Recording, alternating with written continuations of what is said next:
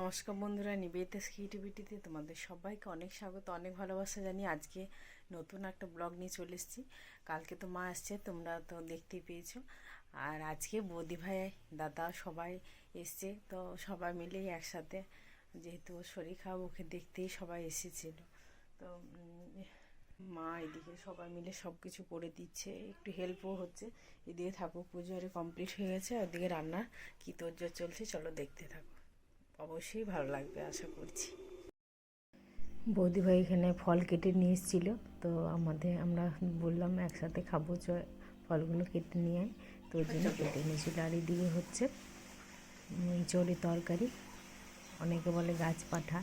তো এই তরকারিটা খেতে খুব একটা আমার যে ভালো লাগে সেটা নয়, তো একটু ভালো করে রান্না করলে, আগে আমি এটা রান্না করতেই পারতাম না, তো মায়ের কাছে শিখেছি, তো এখন খুব ভালোভাবেই পারি। তো এঁচোড়টাকে একটু সিটি দিয়ে নিয়েছিলাম, তারপর একটু মশলা দিয়ে আদা রসুন একটু গোটা জিরে পেঁয়াজ দিয়ে একটু বেটে সেদ্ধ করে দিয়ে দিয়েছি। তারপর নামানো আগে একটু মিষ্টি ধনেপাতা, আর এদিকে চাটনি হচ্ছিল, পোস্ত বেটেছিলাম, মাছের জাল দেওয়া হবে। এগুলো এখনও কিছু হয়নি, এগুলো আস্তে আস্তে করবো। সবাই এসছে বলে কথা, একসাথে সবাই মিলে খাওয়া দাওয়া হবে, ভালোই লাগে। সবাই মিলে এলে একসাথে হয়ে হয়ে আনন্দ করে দিনটা পেরিয়ে যায়, বোঝা যায় না।